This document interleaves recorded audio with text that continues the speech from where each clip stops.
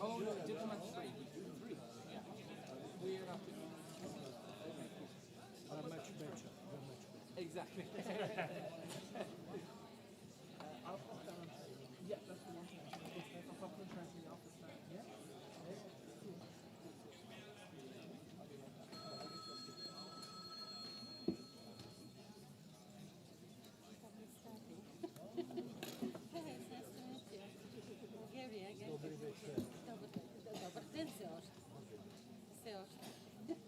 You're from Italy. Oh, very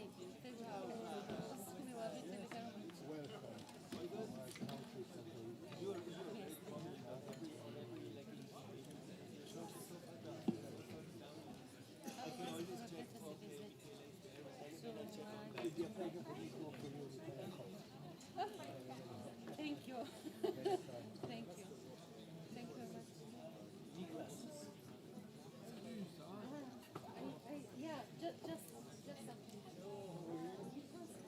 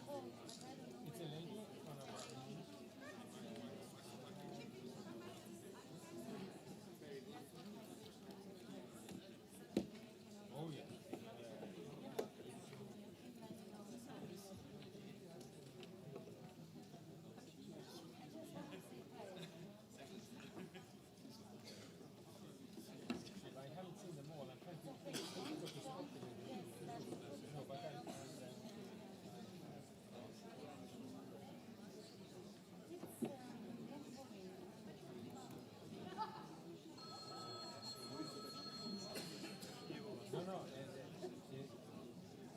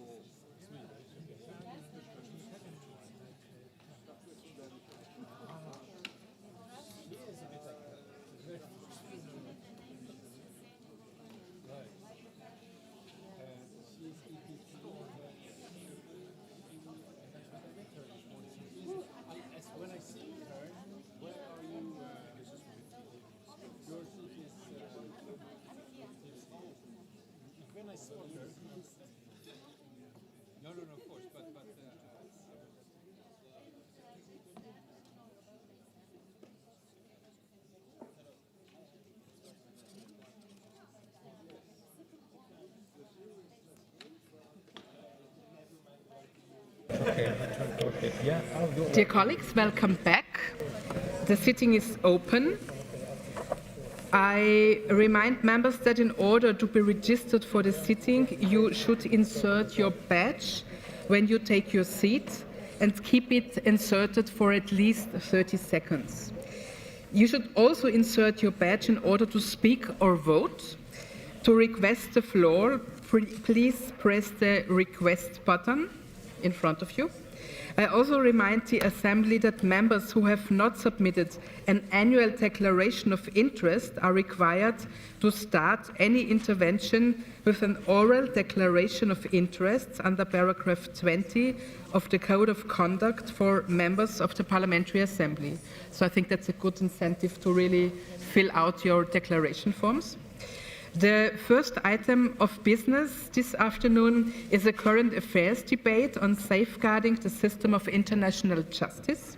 Speaking time in the debate is limited to 2 minutes for all members, except for one member chosen by the Bureau to open the debate, who is allowed 7 minutes, and speakers for the political groups, who have 3 minutes.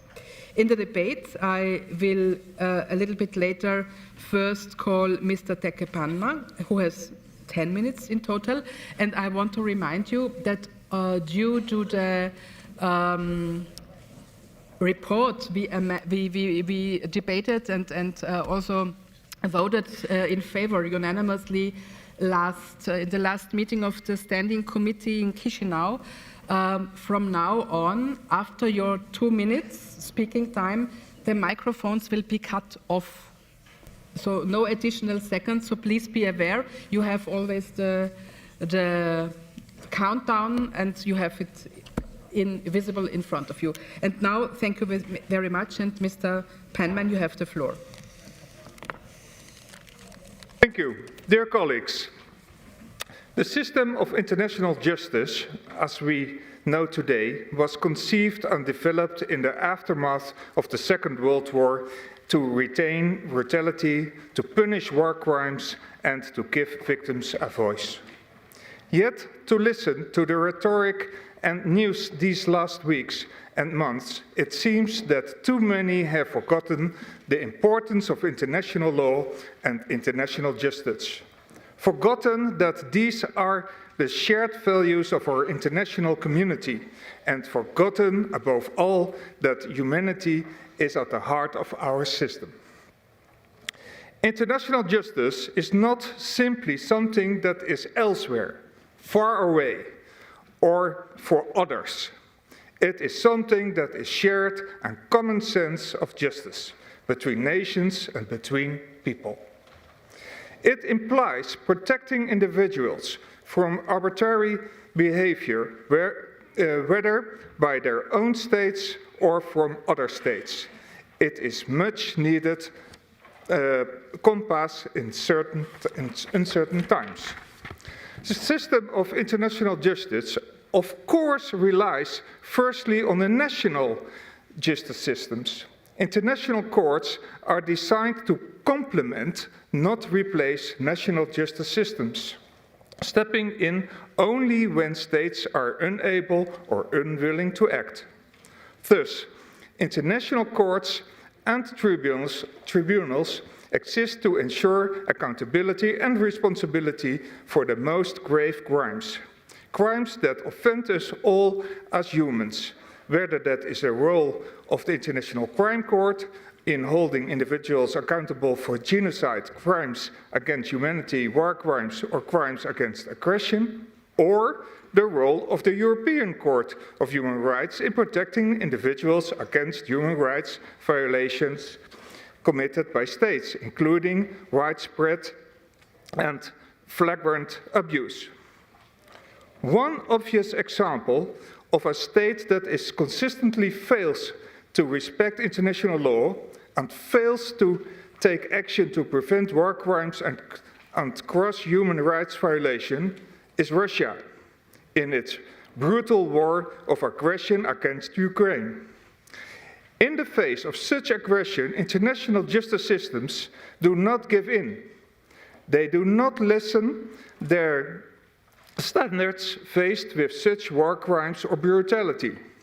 They are the last bastion of our international standards to ensure we in Europe and internationally never again accept unacceptables. Instead, we hold those responsible to account. In the example of the situation in Ukraine, the International Crime Court, based in The Hague, the Netherlands, has issued arrest warrants for Vladimir Putin and his Commissioner for Children's Rights for the war crime of unlawful deportation of children from Ukraine to Russia. When it comes to violation of human rights, the European Court of Human Rights here in Strasbourg is the international court successfully holding Russia accountable for human rights violations stemming from its aggression. Last July, the European Court of Human Rights delivered a landmark judgment finding multiple violations of the convention by Russia in Ukraine. both before and after the full-scale invasion of February 22. Further action within the Council of Europe led last year to the signature of an agreement of the establishment of the Special Tribunal for the crime of aggression against Ukraine. An advanced system for the establishment of a special tribunal will start working soon. The lawyers, judges, and prosecutors undertaking their function in these courts are the successors of those who sought accountability in Nuremberg after World War II for war crimes and crimes against humanity. We would be applauding their courage and valuing their work. And yet, powerful governments are now trying to attack these systems of international justice and to establish impunity for themselves and their friends for war crimes, crimes of aggression, crimes against humanity, and even crimes of genocide.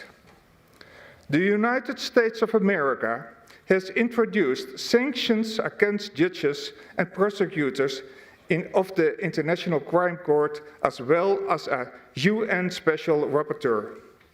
Russian courts have sentenced the ICC prosecutor and 8 ICC judges to lengthy prison terms in absentia as retaliation for their arrest warrants against Mr. Putin and others.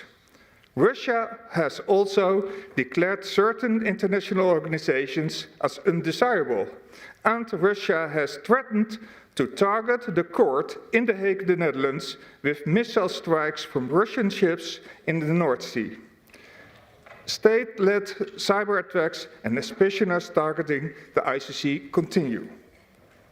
I am currently rapporteur for the Assembly's report on the threats of the International Crime Court, and I have been struck both by the importance of the work done by the court and share the astonishment and how prosecutors and judges are being treated.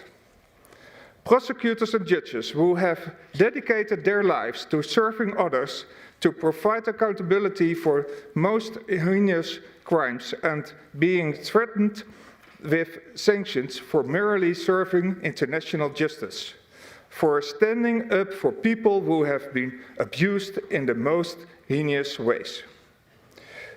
Judges at the ICC, including from European states of France and Slovenia, face political intimidation, assets freezes, and threats. International judges are placed on a sanction list next to international terrorists. No distinction drawn between war criminals and those trying to bring them to justice. If someone had told us of this a few years ago, the only response would be disbelief. The race to the bottom has never been so fast. At the same time, international courts face cyber attacks and disinformation campaigns, together with a seeming careless from some internationally to recognize that humanity requires us to act and to cherish these institutions, without which we risk accepting aggression and criminality as part of global life. Whether it is disinformation or disinterest, both are harmful to the preservation of humanity. A Europe and a world where war crimes go unpunished is not one that any of us citizens would welcome. In such a dystopian world, no border, no community, no minority is safe. Inaction in the face of such attacks is a moral stain on us all. And a world where laws do not apply to certain individuals or certain countries is one where nobody is safe from aggression or exploitation. We are powerless, though, We are not powerless, though. We have a choice. We can decide to accept the casual erosion of our values, to accept impunity of war crimes or genocide or aggression and for crimes against humanity. Or we can decide as an international community that we will stand for what we know to be right. Together, we must take action to prevent the bullying of judges. We can choose to act to ensure that our democratic institutions are sufficiently robust and withstand such threats. We can choose not to rely on service providers who will too rapidly block access to IT systems or to financial services at the whim of powerful men. We can encourage our international and European organizations to diversify out of such unhealthy relationships with service providers. We can call on the EU to deploy its blocking statute to protect the international judges and prosecutors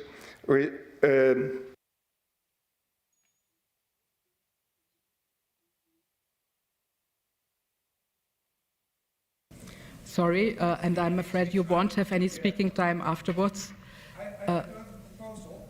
Small proposal. I have 7 minutes plus 3 minutes for... No, but you already used all your 10 minutes, so now it's really expired. I'm really sorry. But I'm very happy that next I will welcome Mrs. Stephanie Hubig, German Federal Minister of Justice and Consumer Protection. And allow me to address her in German. Frau Ministerin, Sie haben im vergangenen Dezember hier in Straßburg an einer Konferenz zur Europäischen Menschenrechtskonvention teilgenommen und ich freue mich sehr, Sie heute hier wiederum in Straßburg begrüßen zu können. In Ihrer Rede haben Sie betont, dass die Konvention keine vorgefertigten und nur selten einfache Antworten gibt, aber dass sie uns als Leitsystem dient und dass sie uns Grenzen aufzeigt. Dieses Bild ist heute besonders treffend in einer Zeit, in der wir durch sehr unruhige Gewässer navigieren und in der Grundlagen unseres Verständnisses von Gerechtigkeit erodieren, in der Rechtsstaat unter Druck steht und in der Aggression sowie die Prinzipien der Unabhängigkeit und der territorialen Integrität erneut auf die Probe gestellt werden. Frau Ministerin, ich kann Ihren Worten nur voll und ganz zustimmen. Unser gemeinsames demokratisches Erbe muss uns weiterhin leiten und Sie haben in diesem Sinne jetzt das Wort. Bitte sehr.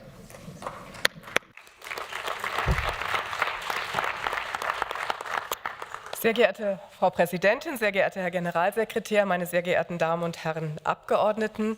Zunächst einmal herzlichen Dank, dass ich heute hier zu Ihnen sprechen darf. Und lassen Sie mich vorab der neuen Präsidentin Petra Bayer meinen ganz herzlichen Glückwunsch zur Wahl aussprechen. Ich freue mich, dass eine Frau dieses wichtige Amt übernimmt, die sich für Frauenrechte einsetzt. Ich freue mich auf die Zusammenarbeit.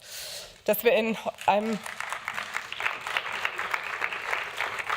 einem Europa leben, in dem die Gewalt gegen Frauen nicht mehr als Privatsache gilt, ist kein Zufall. Das ist eben auch Ergebnis progressiver politischer Entscheidungen. Und dafür steht in ganz besonderem Maße die Istanbul-Konvention, die ihren Ursprung in der Arbeit dieser Parlamentarischen Versammlung hat. Meine sehr geehrten Damen und Herren, 1946, Winston Churchill beschreibt den Zustand Europas, damals vor 80 Jahren. Ich zitiere: Massen zitternder Wesen, gequält, hungrig, abgehärmt und verzweifelt starren sie auf die Ruinen ihrer Städte und Häuser. Was war das für eine Gegenwart? Städte lagen in Trümmern, Millionen Menschen waren auf der Flucht, Europa war verwundet, äußerlich und innerlich. Und doch formuliert Churchill in seiner Rede an der Universität Zürich eine Idee, die größer war als die Zerstörung, die er beschreibt. Die Idee eines vereinten Europas. Eines Europas, das nicht länger durch Gewalt zerrissen, sondern durch Recht zusammengehalten werden sollte. Die Stärke des Rechts sollte das Recht des Stärkeren ersetzen. Das war die politische Konsequenz aus Krieg, aus Verbrechen und Zerstörung. Und auch wenn dieses Prinzip heute wieder in Frage gestellt wird von Kräften, die glauben, Macht könne Rechte ersetzen, so wirkt dieser gedankliche Ursprung Europas weiter. Er hat uns verändert und niemand kann das Rad der Geschichte zurückdrehen. Recht bändigt Gewalt. Diese Idee stand am Anfang der Geschichte des Europarates. Wir haben gerade erst den 75. Geburtstag der EMRK gefeiert. Lassen Sie mich also heute noch einmal zurückblicken. Als der Europarat 1949 gegründet wurde, war Gewalt noch sehr präsent. Es war der mörderische Antisemitismus, der rassistische Wahn, die fanatische Kriegslust eines einzigen Landes, die Europa in die Katastrophe geführt hatten, Deutschlands. Und umso erstaunlicher ist es, dass dieses Land wenige Jahre später in den Europarat aufgenommen wurde, in eine Gemeinschaft, die ein neues Europa schaffen wollte, frei, friedlich, demokratisch. Und es war ein außergewöhnlicher Akt des Vertrauens. Es war ein unverdientes Glück. Und wir können und wir sind bis heute dankbar dafür, Teil dieses großen europäischen Projektes zu sein. Der nationalsozialistische Terror hatte seine Grundlage in einem völkischen, kollektivistischen Denken, das den Einzelnen entwertete. Und genau mit diesem Denken brach der Europarat radikal. Churchill formulierte das Ziel eines vereinten Europas so, dass die Menschen glücklich, frei, zufrieden und sicher leben sollten. Doch wie erreicht man das? Die Antwort war ebenso schlicht wie revolutionär. Der Europarat stellte mit vielen Konventionen den Einzelnen und seine Rechte in den Mittelpunkt und erschuf konkrete Schutzinstrumente. Die Anti-Folter-Konvention, die Istanbul-Konvention. Vieles, was hier beschlossen wurde, hat ganz konkrete Verbesserungen gebracht. Bessere Haftbedingungen, Hilfe für Gewaltopfer, stärkere Rechte für Kinder, für Frauen und für Minderheiten. So entstand ein Schutzsystem für mehr als 700 Millionen Menschen zwischen Reykjavik und Diyarbakir. Das Fundament für dieses Schutzsystem wurde bereits 1950 gelegt. Mit der Europäischen Konvention für Menschenrechte ging es dem Europarat um nicht weniger als einen fundamentalen Neubeginn nach der Katastrophe des 20. Jahrhunderts. Die Menschenrechtskonvention versprach jedem und jeder Einzelnen das Recht auf Leben statt Massenmord, das Recht auf Freiheit und Sicherheit statt willkürlicher Verfolgung, die Meinungsfreiheit statt Gleichschaltung, das Recht auf ein faires Gerichtsverfahren statt Sondergerichten. Das Versprechen war Recht statt Gewalt und Willkür. Meine sehr geehrten Damen und Herren, Worte allein, sie verändern nichts. Die Europäische Menschenrechtskonvention war ein Wagnis, denn dieses neue Recht hatte keine Armee, keine Polizei. Und doch hat es die Politik Europas tiefgreifend verändert. Menschenrechtsverletzungen galten fortan nicht mehr als innere Angelegenheit eines Staates, sie wurden zur gemeinsamen Sache Europas. Sie konnten überprüft, benannt und sanktioniert werden. Besonders wirksam aber wurde dieses System durch seine gerichtliche Durchsetzung. Die Urteile des Europäischen Gerichtshofs für Menschenrechte haben, um nur einige Beispiele zu nennen, die Meinungsfreiheit von Arbeitnehmern gestärkt, Kinderrechte in Familienverfahren geschützt, faire Verfahren konkretisiert, von Akteneinsicht bis Pflichtverteidigung. Und so wurden aus abstrakten Rechten reale Veränderungen. Recht wirkt. Aber das internationale Recht, das keine Vollstreckungsmöglichkeiten kennt, kann nur wirken, wenn die Staaten es auch durchsetzen. Wenn wir die Erfolgsgeschichte fortsetzen wollen, müssen wir als Regierung dafür sorgen, dass Urteile des Gerichtshofs umgesetzt werden. Und zwar auch dann und gerade dann, wenn sie politisch unbequem sind, wenn sie nationale Gewissheiten in Frage stellen. Und deshalb bin ich sehr dankbar, dass sich auch die Parlamentarische Versammlung für die Umsetzung der Urteile des Europäischen Gerichtshofs einsetzt. Das ist ein Feld, wo wir unsere Kräfte ganz gewiss noch gewinnbringend bündeln können. Und ich sage auch ganz klar, Voraussetzung dafür, dass Recht wirkt, ist auch, dass der Gerichtshof frei von politischer Einflussnahme bleibt. Wir als Regierung dürfen dem Gerichtshof nicht vorschreiben, wie er zu entscheiden hat. Die Unabhängigkeit des Gerichtshofs gilt dabei für alle Fragen, ohne Ausnahme. Es kann keine Themen geben, die man ausklammert, keine Bereiche, in denen man sie relativiert. Ein bisschen Unabhängigkeit gibt es nicht. Es gibt sie ganz oder gar nicht.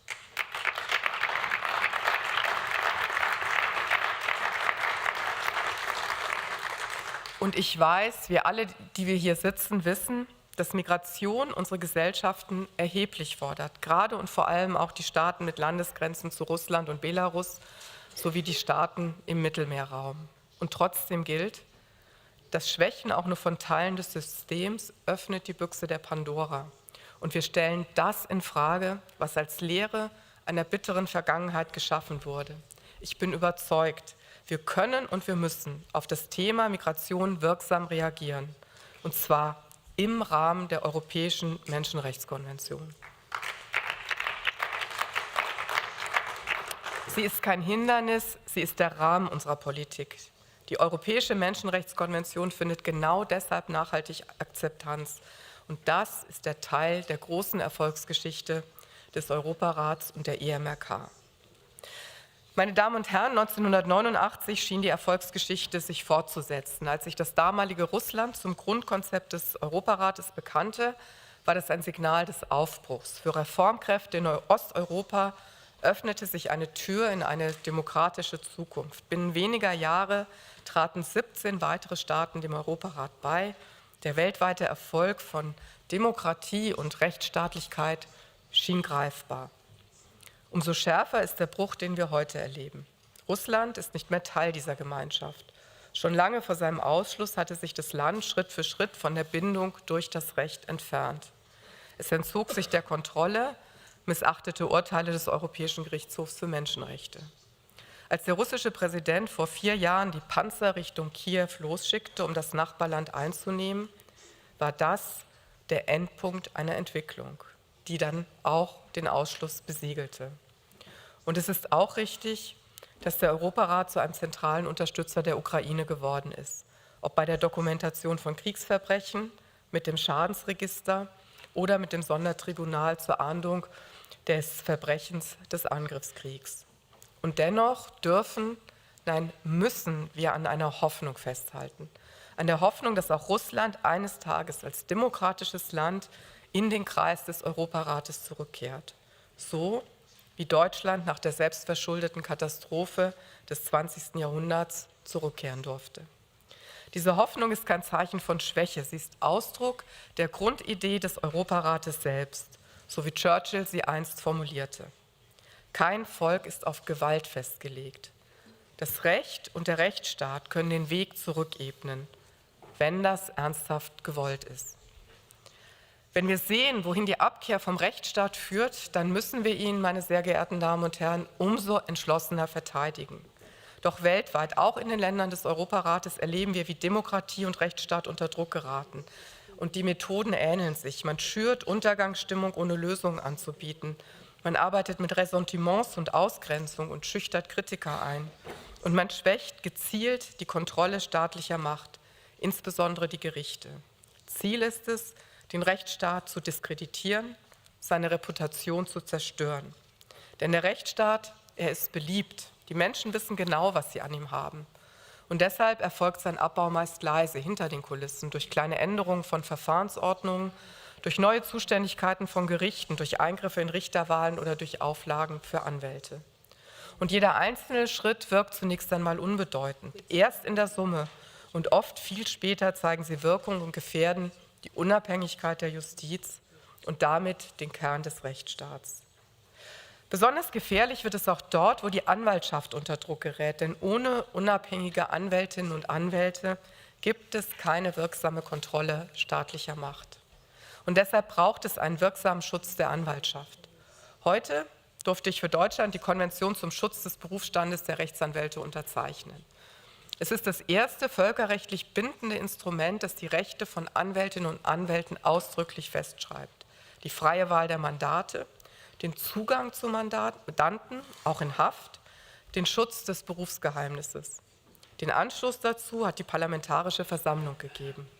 Das ist ein hervorragendes Beispiel dafür, wie Sie, meine Damen und Herren Abgeordnete, wie Sie die Arbeit des Europarates prägen.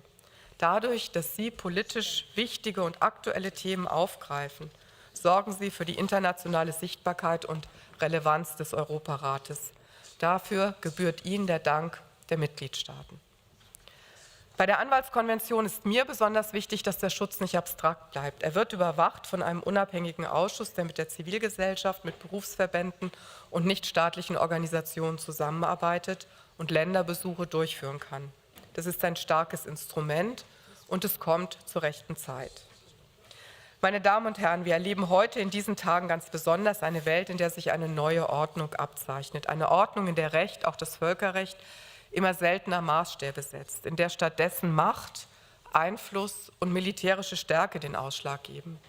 Eine Welt, in der manche Staaten Grenzen relativieren, die Souveränität anderer Staaten missachten und die Gültigkeit internationaler Verpflichtungen immer weiter aushöhlen.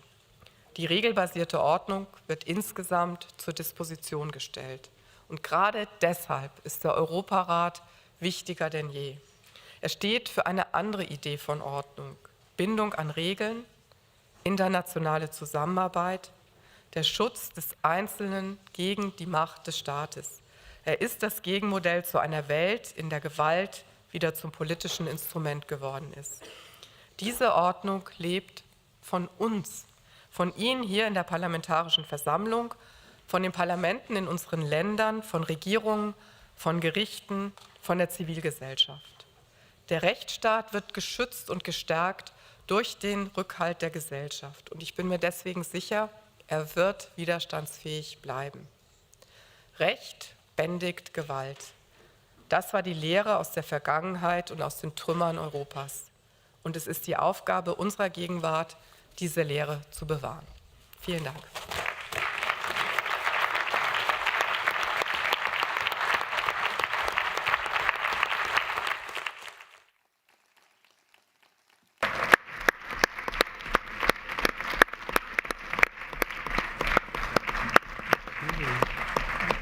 Thank you very much, Mrs. Hubig, for your address, and we now come to debate. I also want to remind you that due to our new rules, now those who speak on behalf of the groups will have 3 minutes, and all the other speakers afterwards 2 minutes. And we start with the speaker on behalf of the Socialists, Democrats and Green, Saskia Kluit. You have the floor. Thank you, dear colleagues.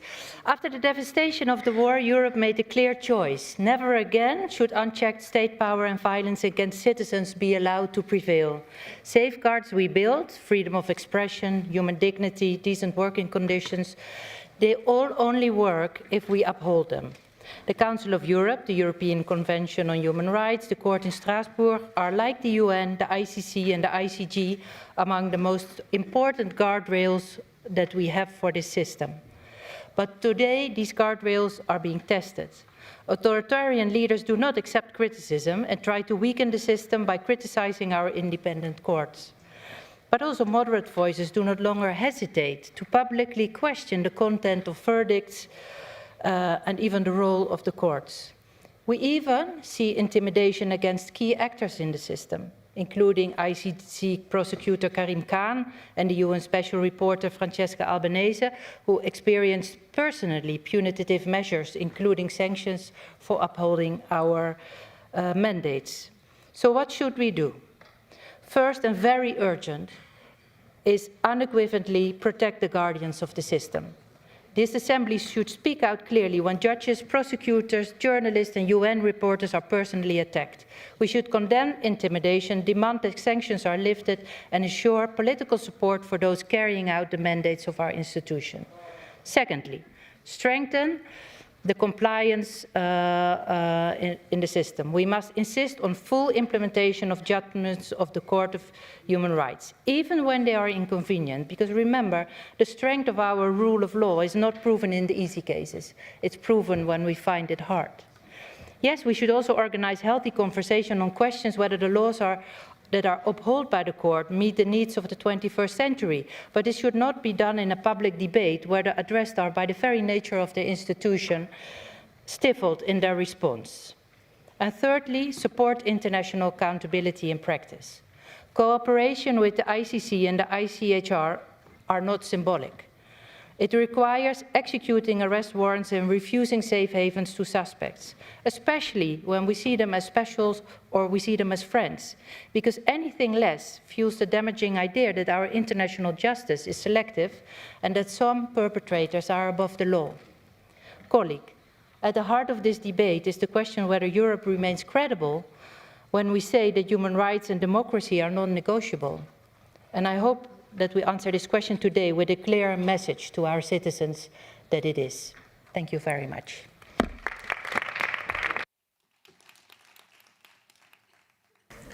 Thank you very much. The next speaker on behalf of the group of European People's Party is Mr. Christophe Bricot.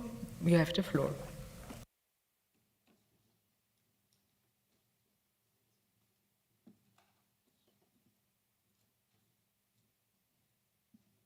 Merci Madame la Présidente, et je commencerai par vous féliciter pour votre élection.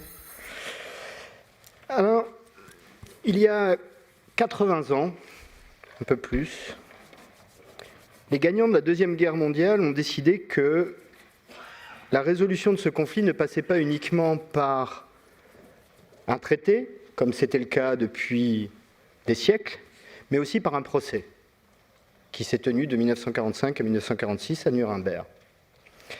Et ont décidé qu'une marque de la civilisation, c'était de condamner la barbarie, non pas seulement par la force du vainqueur, mais par la tenue d'un procès en bonne et due forme, où même les barbares auraient droit à une défense. Et c'est peut-être de là que naissent nos concepts de justice internationale. Aujourd'hui, la plupart des grandes organisations se fondent sur les principes de l'état de droit et notamment de la séparation des pouvoirs. Il y a une branche exécutive, une branche délibérative et une branche judiciaire qui est là pour arbitrer, y compris, par exemple, dans des organisations comme l'OMC où il y a une cour d'arbitrage. Toutes ces organisations, la nôtre inclue une branche judiciaire. Et j'ajouterai que, dans le cas du Conseil de l'Europe, peut-être le premier bénéfice pour nos concitoyens est la Cour européenne des droits de l'homme. C'est l'accès à un niveau de justice supplémentaire une fois que tous les recours nationaux ont été épuisés, évidemment dans le cadre des sujets qui correspondent à la Convention, et qui leur permet, au-delà de leur justice nationale, de bénéficier d'un arbitrage équitable. L'état de droit, c'est aussi l'égalité devant la loi. Mais là encore, il y a un double standard, puisqu'on semble penser qu'en termes de droit international, puisqu'il est fondé essentiellement sur des conventions, cette égalité puisse être discutable en fonction des conjonctures politiques. Alors les collègues l'ont rappelé à de nombreux égards, il est inacceptable de sanctionner des magistrats pour le travail et la mission qu'ils accomplissent. Et les États qui s'engagent dans une convention internationale s'engagent à la respecter et à la faire appliquer. C'est la règle. La signature d'un État n'est valable qu'à hauteur de sa capacité à mettre en œuvre ce pourquoi il s'est engagé. Dans le cas du Conseil de l'Europe, tous les États membres s'engagent à mettre en œuvre les arrêts de la Cour européenne des droits de l'homme. C'est le cas. Dans le cas du statut de Rome, tous les États s'engagent à mettre en œuvre les processus de la Cour internationale, la Cour pénale internationale. Ça n'est pas toujours le cas. Et il est important dans cette organisation qui défend l'état de droit, et il s'agit vraiment d'une question d'état de droit, de continuer à défendre la justice internationale. Je remercie notre collègue pour avoir défendu cette question d'actualité. Je crois que c'est une question importante et je vous remercie à tous de participer à ce débat.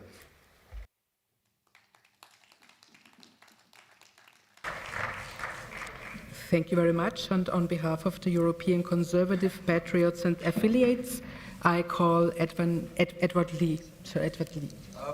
Madam President, the Convention of Human Rights, as the Minister from Germany has reminded us, is in its inception a very good document. And I would remind delegates here that it was the leader of the Conservative Party, Winston Churchill, who helped draft it. And this body is at its best when it fights tyranny, for instance, what Russia is attempting to do in Ukraine. And the convention, of course, was created to fight the evils of fascism and communism. But I have to tell you that it is now being interpreted in a way which was never intended by its founding fathers. Now, I heard today that some people are questioning whether the British Conservative Party is committed to this body because it is now our policy to leave the Convention of Human Rights. And people are saying we're no longer committed to this body and therefore our group shouldn't have the right to have the presidency. Let me make clear that we are committed to the Convention of Human Rights as it was originally drafted, but not the way it is being interpreted.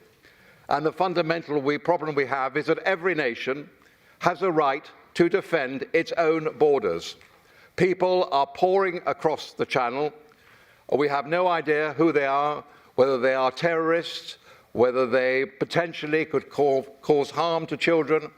We are having to house them in hotels at vast costs.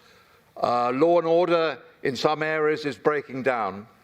I've only got 2 minutes. I can't say why it is impossible to arrest and detain these people and deport them, and therefore have to have an effective deterrent if you remain in the Court of Human Rights. But you can leave it, if you want to, you can read the 200-page memo submitted to the leader of the Conservative Party by the Shadow Attorney General, who makes it quite clear that if we are to have any hope of addressing these problems of people pouring across the channel, and by the way drowning, then we have to leave the Convention of Human Rights. Now, I'm a man of the right, and you may not want to hear what I'm saying, but Jack Straw, the former Labour Home Secretary, has said precisely what I've said. He said that the Convention is not being interpreted in the way it was originally drafted. So I have to warn this Assembly, do listen to us. You didn't listen to us when we warned you that we might have Brexit. It is very possible that in 4 years' time, or in 3.5 years' time, after the next general election, Great Britain will be leaving this Assembly. This is the last chance saloon. This convention has to be restored. Nations have to have a right to protect their borders. Thank you very much.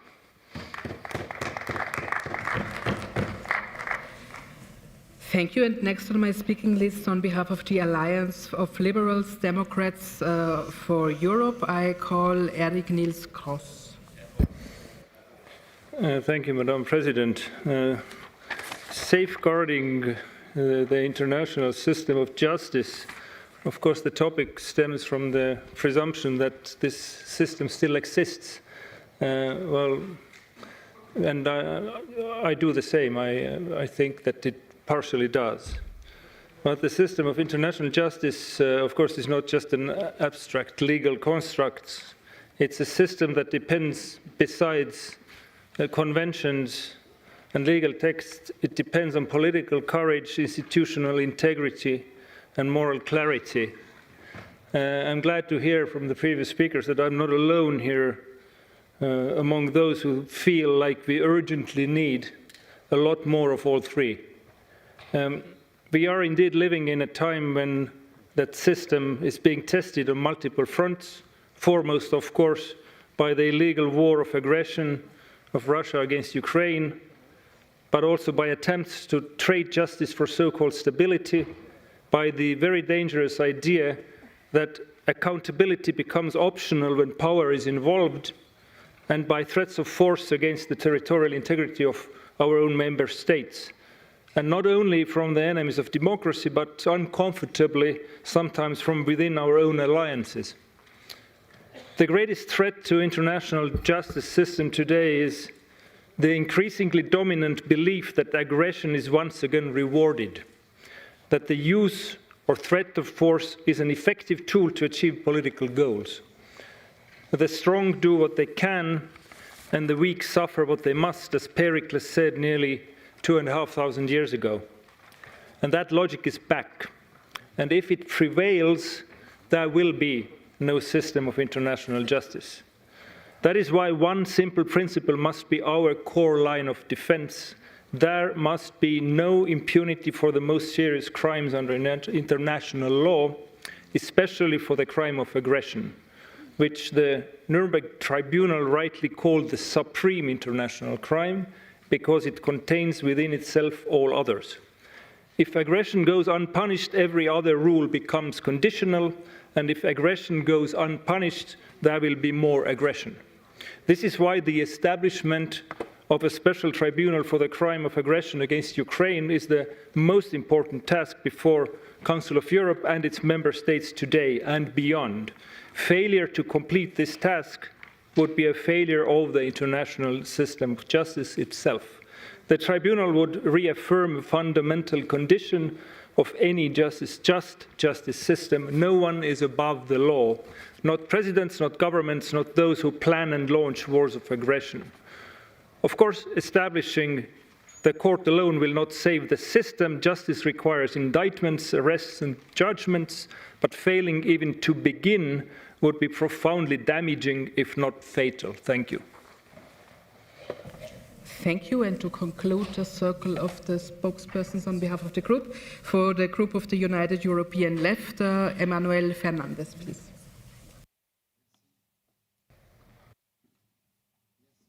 Merci Madame la Présidente. La justice internationale fait l'objet d'attaques gravissimes et totalement inédites. Depuis plusieurs mois, nous assistons à une offensive politique d'ampleur contre des juridictions indépendantes, contre le droit international. En février 2025, l'administration Trump a adopté un décret imposant des sanctions contre la Cour pénale internationale. Restrictions de visa, sanctions financières pour celles et ceux qui coopèrent avec la Cour. L'objectif est clair, intimider, dissuader, bloquer des enquêtes lorsqu'elles concernent des ressortissants américains ou alliés. C'est un précédent extrêmement grave. Une grande puissance tente de neutraliser un tribunal international indépendant. Dans le même temps, la justice pénale internationale est fragilisée par la non-coopération des États. Depuis 2024, plusieurs pays, dont les États-Unis ou la France, refusent d'exécuter des mandats d'arrêt de la CPI, notamment contre Benyamin Netanyahou, qui doit répondre de crimes de guerre et crimes contre l'humanité à l'encontre des Palestiniens. D'autres États retardent l'application de ces mandats d'arrêt ou annoncent leur retrait du statut de Rome. Dans le cadre des affaires liées au génocide à Gaza, la Cour internationale de justice a rendu des ordonnances censées contraindre Israël à modifier ses comportements militaires et à assurer l'accès à l'aide humanitaire. Pourtant, ces obligations ne sont pas respectées, comme si le droit international était facultatif. Cette logique de contournement des juges existe aussi au sein de l'Union européenne, puisque la semaine dernière, le Parlement européen a voté en faveur de la saisine de la Cour de justice de l'Union européenne concernant le traité du Mercosur. Nous demandons expressément à Ursula von der Leyen, la présidente de la Commission, de tenir compte de cette saisine et de ne pas poursuivre l'application provisoire de ce traité en méprisant à la fois le Parlement et le contrôle juridictionnel. C'est dans ce contexte global qu'il faut comprendre ce qui se joue aujourd'hui autour de la Cour européenne des droits de l'homme, qui n'est pas immunisée contre ces attaques. Elle est aujourd'hui la cible d'une offensive gravissime. Après une lettre ouverte publiée en mai dernier par 9 chefs de gouvernements européens, une nouvelle étape a été franchie en décembre avec une déclaration commune de 27 États membres remettant frontalement en cause les droits humains protégés par la Convention. Elle remet notamment en cause l'article 8 de la CEDH qui protège le droit à la vie privée et familiale. Mais elle cherche aussi à restreindre dangereusement le champ d'application de l'article 3 de la Convention, selon lequel, je le rappelle, nul ne peut être soumis à la torture ni à des peines ou traitements inhumains ou dégradants. La justification avancée est toujours la même. La CEDH empêcherait prétendument les États de mener leur politique migratoire, alors qu'elle garantit simplement le respect des droits fondamentaux et de la dignité humaine. Mais le projet funeste de l'extrême droite, c'est de voir disparaître les droits humains pour toutes et tous. Alors avec la gauche unitaire européenne, nous appelons cette Assemblée au sursaut, ainsi que tous les organes du Conseil de l'Europe. Nous attendons notamment que la voix du secrétaire général Alain Berset continue de rejeter fermement ces attaques intolérables contre la Convention européenne des droits de l'homme. Nous devons défendre sans concession les droits humains et la justice internationale. Je vous remercie.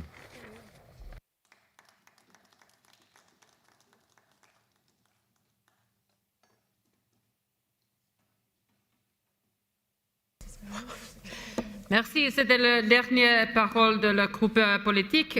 Thank you, everyone. Happy New Year or happier New Year. We go to the speakers list, and the first is Lord Jones.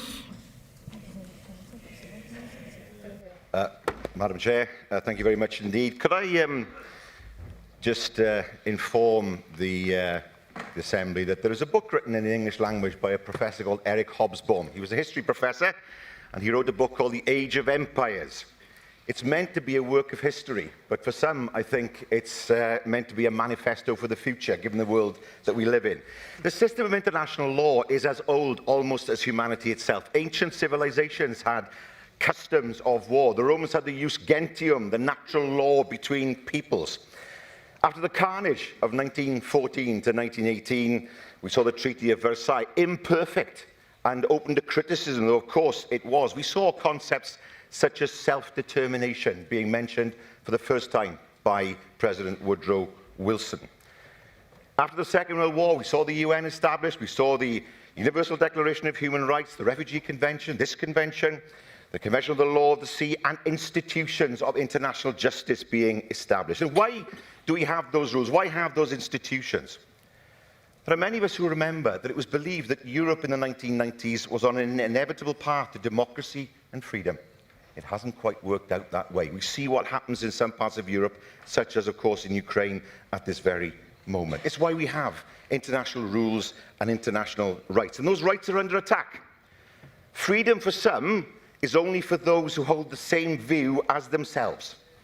There are some people who want to jail or sue, sensitive souls who want to jail or sue people who value their own freedom, but trash the freedom of others. There is a threat that we face. A threat that might becomes right. The world is dominated by great powers, where international institutions are ignored or attacked, a world of spheres of influence, a world of the age of empires. That's why it's so important to defend our rights and institutions so that they endure, because the alternative is to return to a dark past that we spent the last 70 years trying to escape.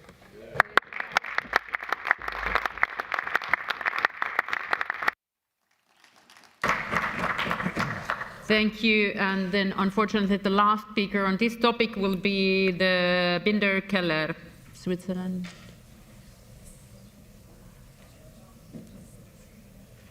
Ja, sehr geehrte Frau Präsidentin, sehr geehrte Kolleginnen und Kollegen. Das internationale Rechtssystem bildet das Fundament einer internationalen Ordnung. Es gewährleistet Stabilität, Vorhersehbarkeit und friedliche Koexistenz zwischen Staaten. Eine Selbstverständlichkeit, an welche wir uns im Besonderen in den westlichen Rechtsstaaten nach dem Zweiten Weltkrieg gewohnt hatten, und eine Selbstverständlichkeit, die sich nach dem Fall der Mauer zu etablieren schien. Die Verbrechen Putins in einem unabhängigen Nachbarsland haben diese Selbstverständlichkeiten umgestoßen. Sie haben gezeigt, wie sensibel unsere humanitären Errungenschaften sind, insbesondere wenn man die ganzen Schwätzer beobachtet, welche ausgerechnet im Westen dem russischen Präsidenten hinterherreden. Sie sägen am Ast, auf welchem wir sitzen, dem Ast eines sicheren Rechtssystems, unsere Garantie für gegenseitiges Vertrauen. Ohne dies herrscht das Recht des T-Rex, der sinnlos alles zusammenfrisst, auch seine einigen eigenen Lebensgrundlagen. Rechtssicherheit ist grundlegend, und ich komme nicht umhin, die verstörende Rede des amerikanischen Präsidenten zu erwähnen, der eine Werteordnung infrage stellt, für die ganz Zentralamerika nach dem Krieg Verantwortung trägt. Dieses Erbe stellt Trump infrage, indem er beispielsweise behauptet, die USA hätte die NATO nie gebraucht. Wir wissen, dass es anders ist und Hunderte Soldaten ihr Leben verloren haben. Wir wissen, dass er gesagt hat, the only thing I want is a piece of ice. Wo sind wir denn? Im Kindergarten. Ich höre auf, über diese Rede zu sprechen, aber ich bin beunruhigt über die Schwätzer, die auch ihm hinterher reden. Sie sägen am Ast, auf dem wir sitzen.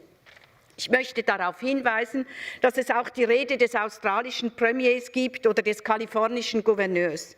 Diese zeigen, dass man aufstehen muss und dagegen reden, Mut haben. Wir stehen in der Verantwortung, auch wenn uns gerade etwas der Atem stockt, holen wir Luft und stehen wir entschlossen für Freiheit und Recht.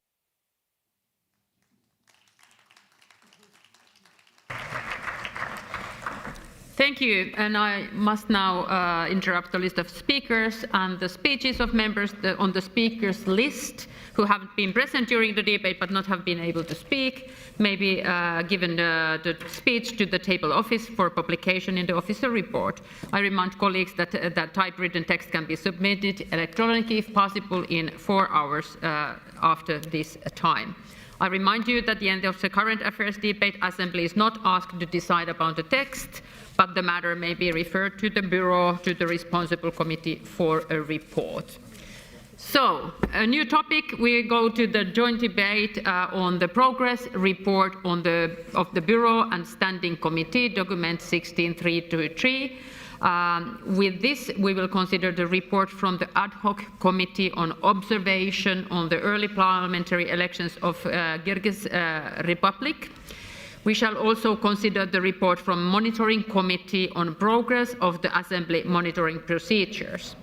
The progress report of the Bureau and Standing Committee, document 16323, will be represented by Mr. Julian Bulai.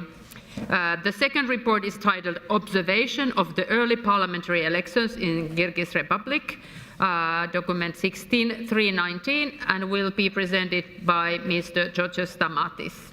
Final report, the progress of Assembly's monitoring procedure, document 16316, will be presented by Mrs. Zanda Kaldina Lukatsieva-Vicha. I will bring proceedings to close around 5:30. So I will need to interrupt the list of speakers again around 5:15 to allow time for replies and for the vote. So if we are ready, the speaker seems to be ready. So I call Mr. Julian Bulai, rapporteur, to present the first report, progress report of the Bureau and Standing Committee. You have 7 minutes and 3 after to reply after debate. Mr. Bulai, floor is yours.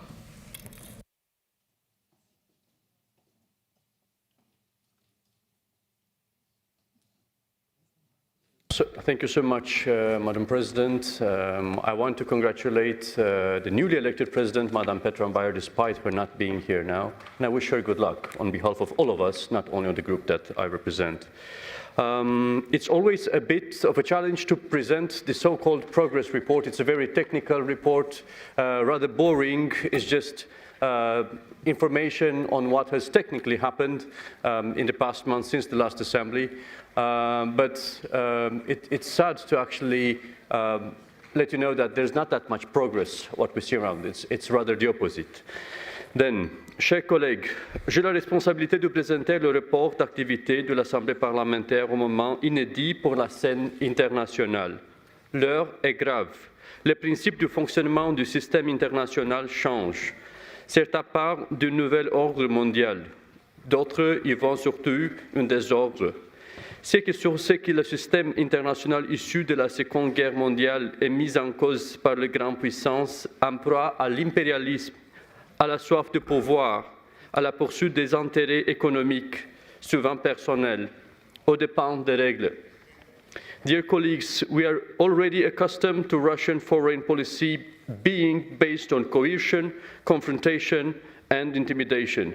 But today, we see that our powerful ally, the United States, is turning to the same approach, questioning the principles of sovereignty, borders, and the rule of law, destabilizing the rules of international cooperation, making unilateral decisions. This creates institutional and communicational fog, unpredictably, and gray zones.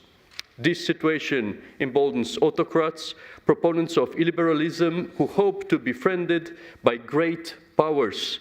And maybe the great powers will even like them until they don't.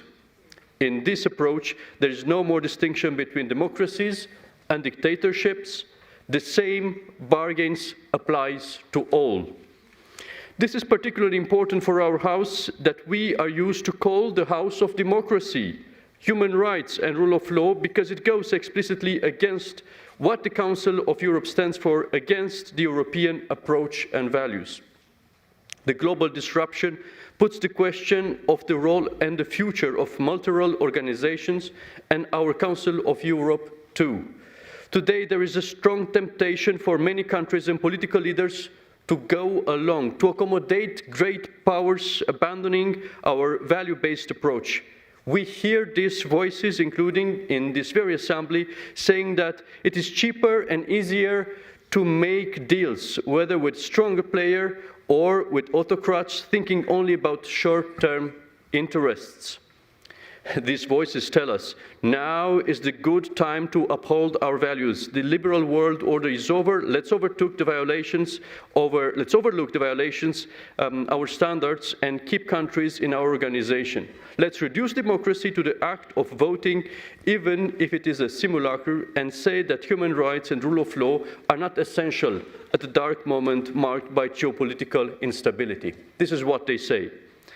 These calls are tempting, but accepting them would be a mistake. First, because an international system solely based on power and domination fosters unpredictability, which in the long term is much more costly, risky, and dangerous than a well-functioning multilateral system. Second, the system is all the more dangerous for middle-sized and small countries, for our European countries namely, who separately, in bilateral relations with great powers, will always be in a weak position.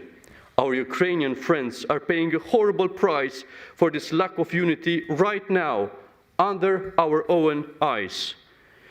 But this dark future is not written. That is why I salute those leaders in Europe, in Canada and beyond who refuse to comply, who refuse to go along, who, as President Macron put it, prefer respect to bullies and rule of law to brutality. In Europe, no country can do it alone. When we are united around a common project based on our values, we can make a difference. Together, we can make a difference even when we face a huge country. Look at the failure of the Russian attempt to submit Ukraine and Ukrainian people aspiring to the European course. Look at Greenland. Our unified and strong message that Greenland is not for sale seems to have stopped, at least for now, Mr. Trump's claims to annex it. If we are doing that, we can do a lot. We just need to stay true to ourselves and to our values. And can we just imagine how powerful and sovereign a more federal Europe would be? Just imagine that. Finally, it would be a mistake, particularly for the Council of Europe, to go along and submit to the pressure of geopolitics and abandon our mission. And this mission is to bring the people of Europe closer together based on a clear commitment of each participating state to uphold the values of democracy, human rights, and rule of law. The clear commitment is key in this issue. As parliamentarians of European states during this difficult moment, we need to stop embellishing reality. Democracy on our continent will not improve nor survive just because parliamentarians are sitting in this hemicycle. We are not here just to have dialogue. These days, there are plenty of platforms of dialogue.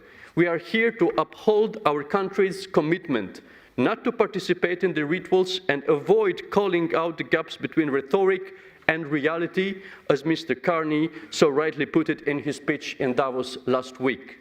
Today, 2 delegations are absent from this hemicycle. We can regret it. I do it. But we cannot compromise on our values just to have them back. It has no sense.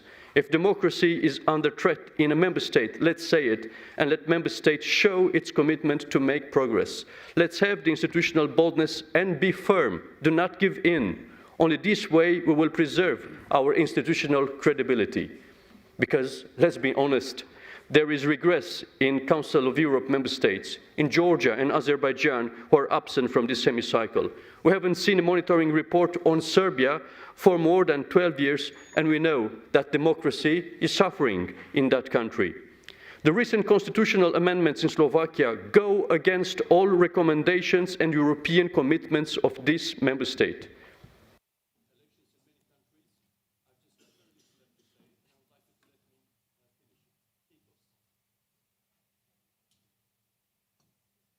Automatic. You will have, it was automatic. You will have 3 minutes in the end. Put it there. This is the request we are facing. Let's be united around courage. Thank you. Thank you so much. Yes, we will want to hear the rest in your 3 minutes in the end. Next one is Joseph Stamatis, rapporteur, to present the second report on observation of early parliamentary elections on Kyrgyz.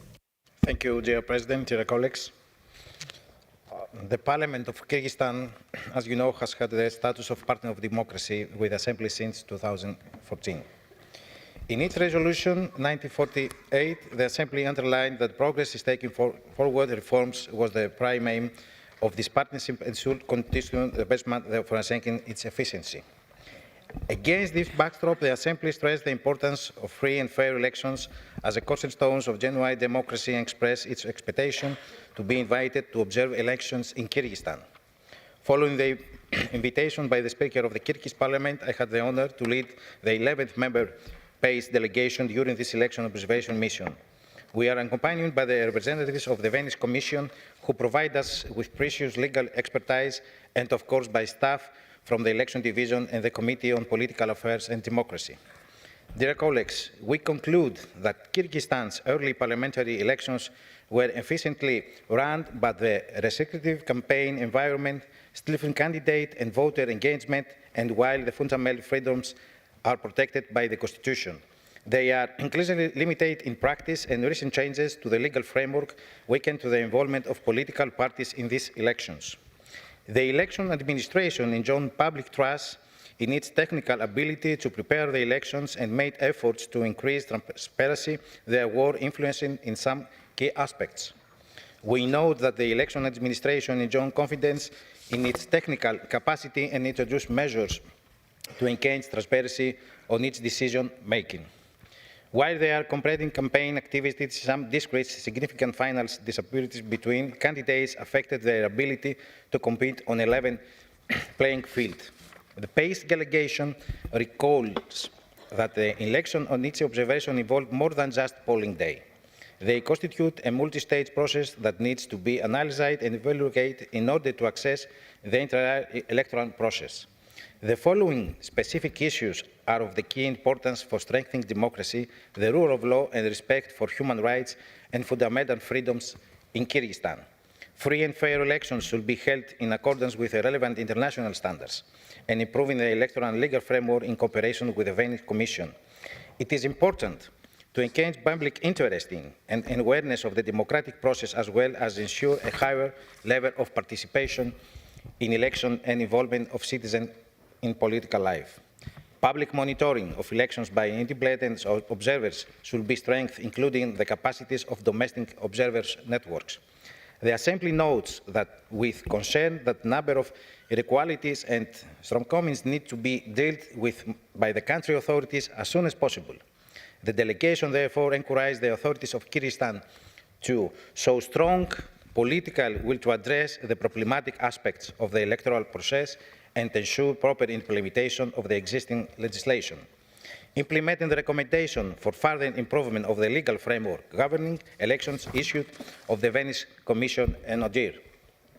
Ensure that key elements of the electoral system are not revised solely prior to the election, in line with the Venice Commission Code of Good Practice in Electoral Matters. Take measures to eliminate reasons for fear and retribution for political activity during the campaign. Take strong measures to deter vote buying, and also take measures to further increase the participation of women in political life.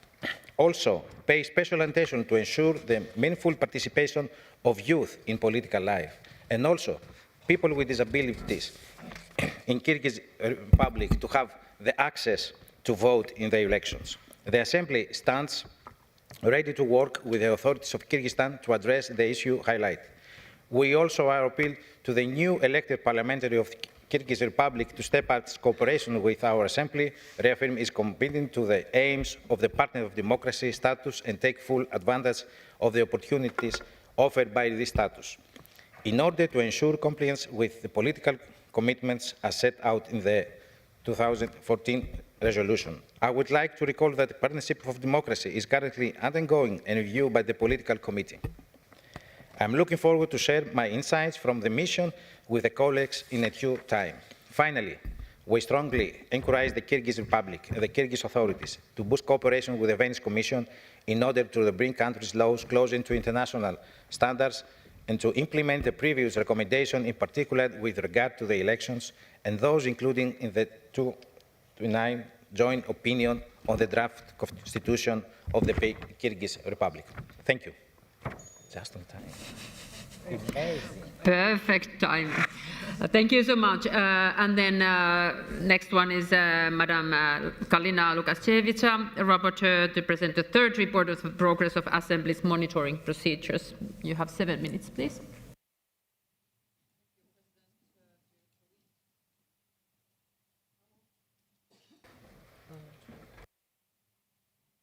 Thank you, President. Dear colleagues, dear friends, this is the second time I present you the report on the progress of the Assembly's monitoring procedure.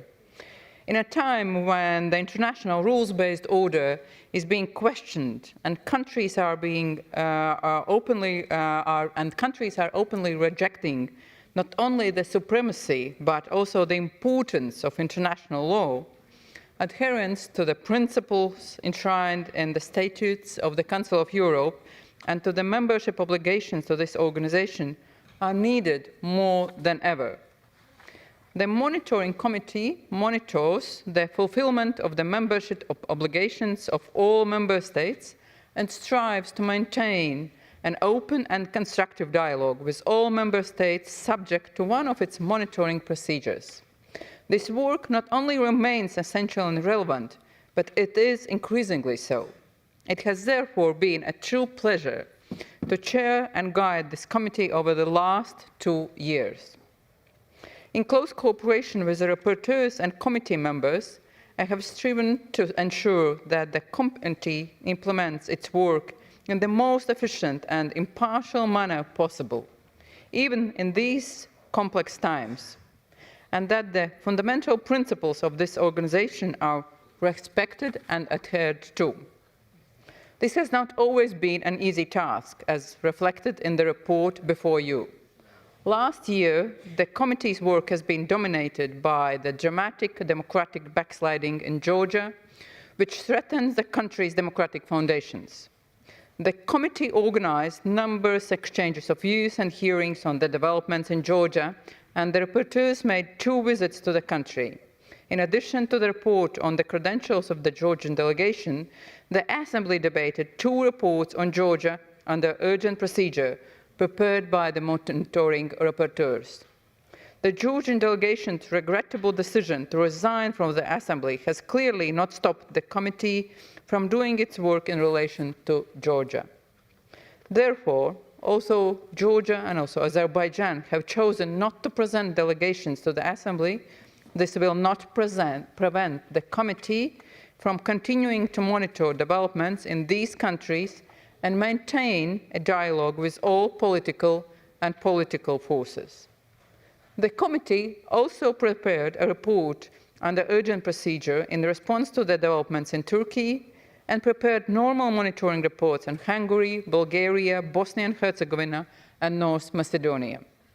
In a welcome development, the Assembly decided to end the post-monitoring dialogue with Bulgaria. And if the Assembly follows the committee's recommendation, as I sincerely hope it will, the post-monitoring dialogue with North Macedonia will also end later this week.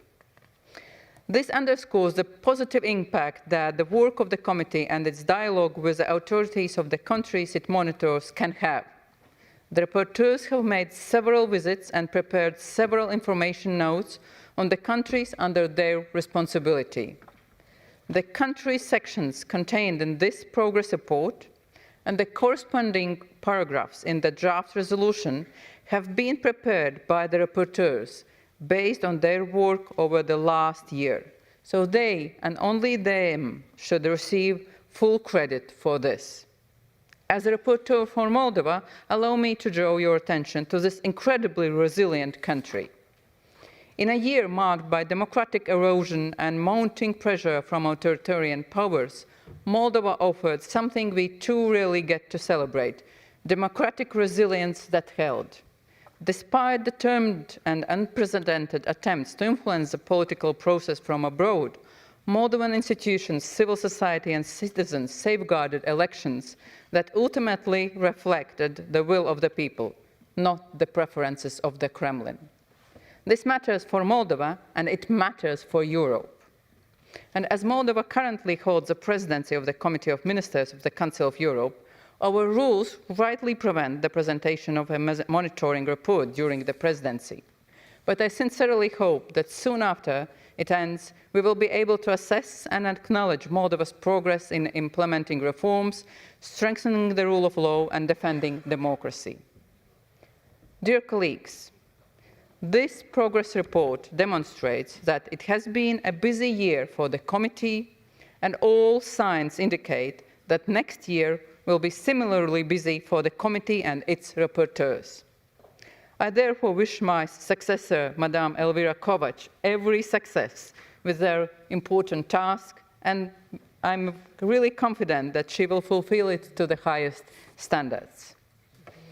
I would like to conclude by thanking all the rapporteurs as well as committee members for their cooperation and the trust they have placed in me over the last 2 years.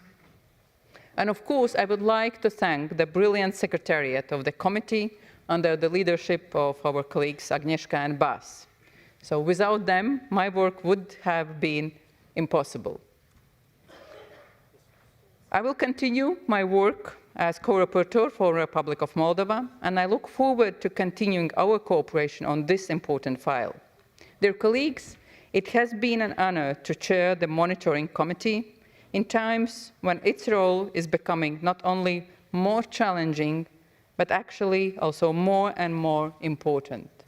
Therefore, once again, I thank you for all your cooperation and support, and I invite you to support the progress report prepared by the committee that underlines all the challenges we see, but also the progress we can achieve if we work together in the spirit of democracy, rule of law, and human rights. Thank you so much.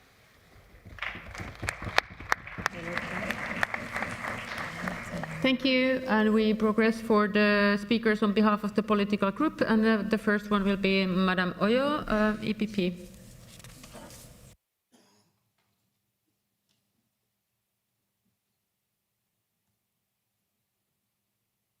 Muchas gracias, presidenta, señorías.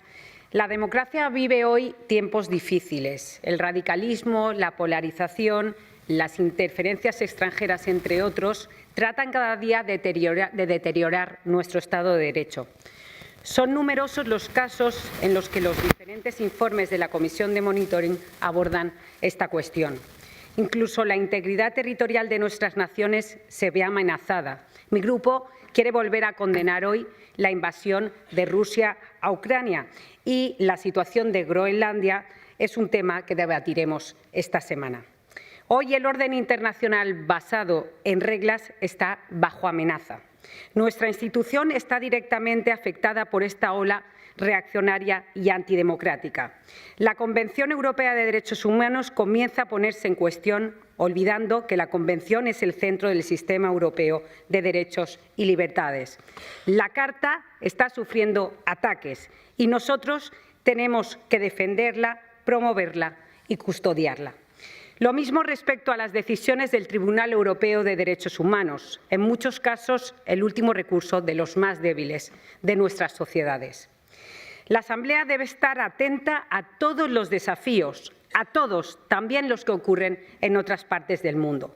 Esperamos que en Oriente Medio se abra camino la paz y la democracia, especialmente en Irán, donde la dictadura está masacrando a la población. Esta Asamblea, que tanto ha debatido sobre Oriente Medio, desde luego, ante esta cuestión, no puede mirar hacia otro lado. Por otra parte, decir que tenemos que seguir fortaleciendo las relaciones con América Latina. Especialmente tenemos que mirar a Venezuela, donde esperamos y confiamos que la nueva situación lleve a una democracia y a la libertad. Por último, permítame que me refiera a España, a la situación de mi país.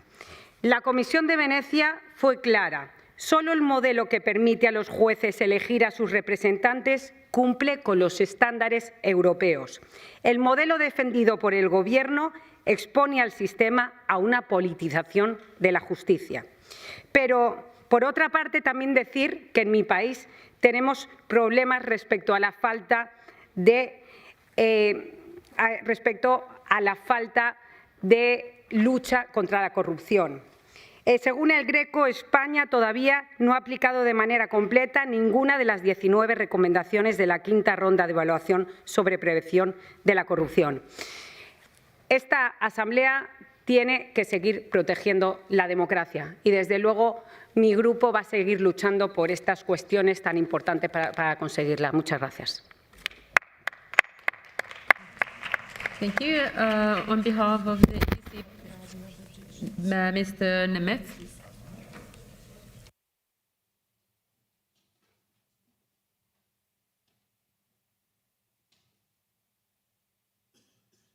Madam President, dear colleagues, I would like to congratulate to every newly elected officials in our Assembly, Elvira Kovács, all the other committee chairs and other officials. And I would like to reflect on the election of the PACE president. The European Conservatives and Patriots did not support the socialist candidate, as you could follow, but it was nothing personal. I would like to underline. On the contrary, we would have liked to support the socialist candidate because until now, in the past years, there was an agreement and we always supported the agreed candidates. We couldn't support her because, unfortunately, in the past 2 years, since the presidency of Mr. Tiny Cox, no agreement among the 5 political groups was achieved. 2 political groups, the Socialists and the EPP, agreed, but the 2 political groups are not the Parliamentary Assembly. I would like to underline here that as far as the EPP was concerned, we experienced willingness to have an agreement, to be fair. But even one sentence would have been enough to the European Conservatives and Patriots, because I have participated on these discussions, and the one sentence should have sounded like that.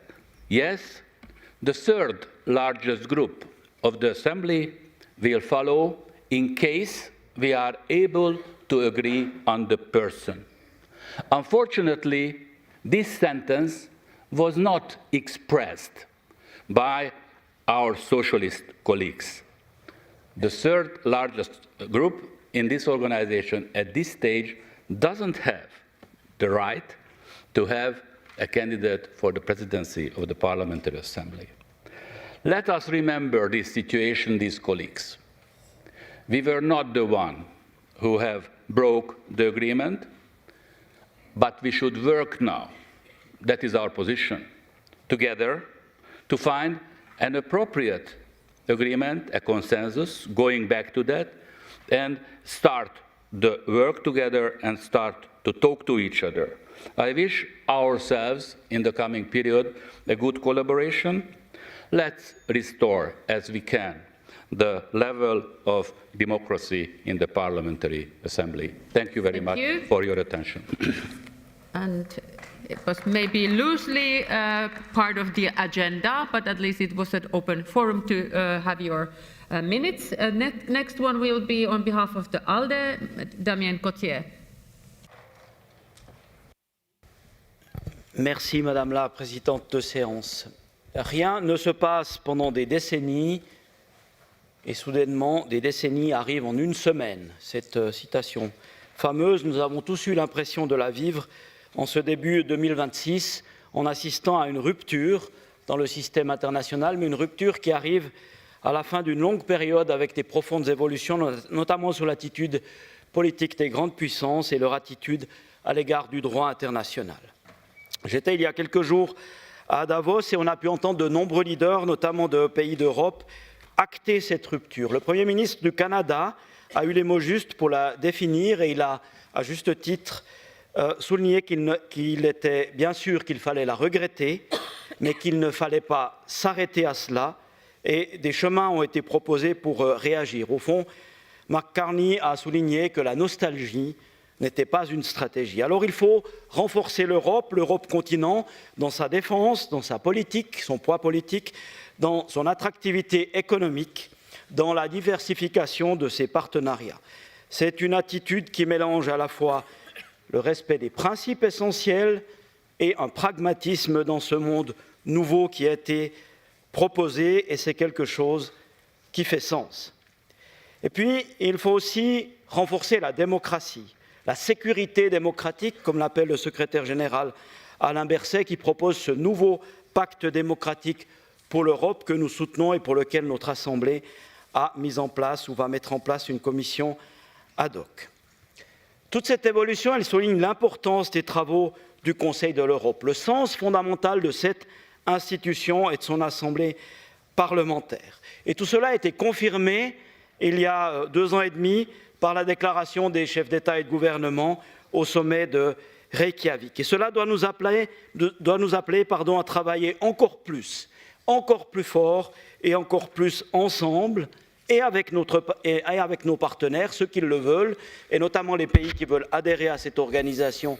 Et je pense ici au Kosovo, pour lequel il serait bon que le comité des ministres reprenne le dossier en main.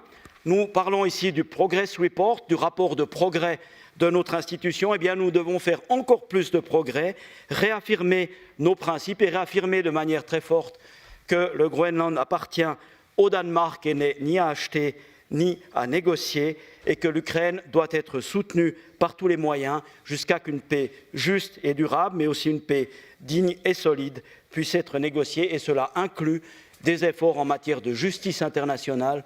Nous en avons fait le débat tout à l'heure.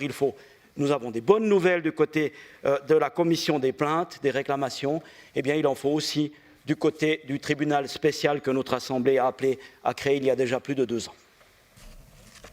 Thank you. And next speaker is on behalf of UEL-GUE, Mr. Lokaides. Thank you very much, Madam Chair. Dear colleagues, I will focus on 3 interconnected issues that are central to this period and to the responsibility of this Assembly. First, preserving the integrity of the European Convention on Human Rights system. Across Europe, we see increasing pressure to weaken the authority of the Convention and the Court, often under the pretext of managing migration. We just listened to our UK colleague. This is a dangerous path, dear colleagues. The Convention is not the problem, nor a refuge for failure. It is the safeguard that prevents fear from becoming policy. Curtailing freedom of expression, questioning binding judgments, or carving out exceptions under political pressure does not strengthen democracy. It dismantles it. Undermining the Convention in the name of expediency means legitimizing authoritarian reflexes rather than confronting them. Second, the geopolitical context. Dear colleagues, we are facing a blunt confrontation between international law and the law of the mighty. Under Donald Trump, the United States openly discards a century of international legal principles. The so-called boat of peace cynically bypasses the UN system and erases the Palestinians, while Gaza continues to suffer devastation without accountability. Claims to acquire Greenland revive coercive territorial logic that Europe should have buried long ago. This is not realism, dear colleagues. It is geopolitical bullying. The Council of Europe must respond clearly and firmly, defending the UN Charter, multilateralism, and the primacy of law, without hesitation or subservience. Third, in relation to social rights, another issue that we are going to discuss in this session. 65 years after the European Social Charter, social rights remain fragile. Austerity, deregulation, and inequality weaken social cohesion and democratic trust.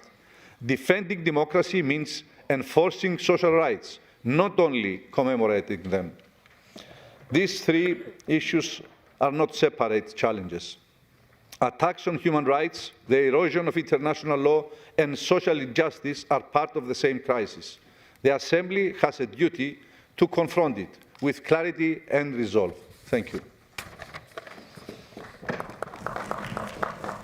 Thank you. And then the final speaker on behalf of the SOC group is Giovanile. Please. Thank you, President. The election in Kyrgyzstan raised a fundamental question that is useful also in other cases. Can we assess that country election as we would those of a Western European state? Kyrgyzstan is a country that over the past year has undergone multiple radical changes to its electoral law. In its latest version, before the election, the law required a payment of €3,000 to stand as a candidate, while the average monthly salary is only €450. It was a law that effectively made it impossible for any party to win the election, despite the fact that only one organized party exists, the President's party. It is a country in which the President has concentrated power around himself and the head of the security services, and where the overwhelming majority of those elected describe themselves as independent. It is a country where, a few years ago, an institution was created that revives a tradition interrupted more than a century ago, the Kurultai, which is considered very important, yet whose functions and selection process remain unclear, except that it appears to be heavily influenced by the President. On the other hand, Kyrgyzstan has experienced 3 small revolutions in just 15 years, with the ousting of 2 presidents in 2005, in 2010, and a resignation in 2020, events that brought casualties and suffering. All this must be viewed in light of the country's 70 years within the Soviet Union, but also considering that it was once regarded among the Central Asian republics as the happy island of democratic progress and human rights. It is a country where many interlocutors have expressed to us their exhaustion with the endemic instability and their belief that the party system was to blame for generating it. This has instilled in many citizens a sense of resignation and a perception that trading fewer freedoms for greater stability and more power in the hands of the leadership for less confusion is legitimate. Kyrgyzstan is not a member of the Council of Europe, but rather a partner for democracy, and in many of the statements made by the candidates' media representatives, I sensed a kind of appeal not to abandon them, despite the fact that democratic conditions and the rule of law are deteriorating. I would say that, all the more for this reason, we must be both understanding of what is happening and unwavering in our values, and ultimately even more present and proactive, offering both support and encouragement to improve the situation in a country where many citizens still feel drawn to the justice and rights embodied by the Council of Europe. Thank you. Thank you so much. That was all the speakers on behalf of the political groups. And then on the list of the speakers, we all have first one, Lord Blenchara, for the presentation of the activity report on the observation of the Parliamentary Assembly on elections. Madam Vice President and colleagues, I'm presenting the annual report on the Assembly's election observation activities in 2025 in my capacity as Chair of the Parliamentary Alliance for Free and Fair Elections. In 2025, PACE participated in 11 pre-electoral and election observation missions in 5 countries: Kosovo, Albania, Poland, the Republic of Moldova and the Kyrgyz Republic. Our delegations remain strong and diverse, and women's participation continued to improve, reaching 39.6%. Yet we're still not where we should be. Only one of the 6 observation missions was led by a woman, and political groups must keep addressing this gap with determination. The network of election observers held its inaugural meeting on 29th January and was renamed the Parliamentary Alliance for Free and Fair Elections. In that meeting, we set certain clear priorities: to broaden observation where instability threatens integrity, to develop methodology and guidance for out-of-country voting, to strengthen post-election follow-up, and to build expertise on digital elections, cybersecurity, AI and social media threats. Develop methods to assess pre-election activity, not just on polling day, and to protect observers, and again to promote gender balance in participation and leadership.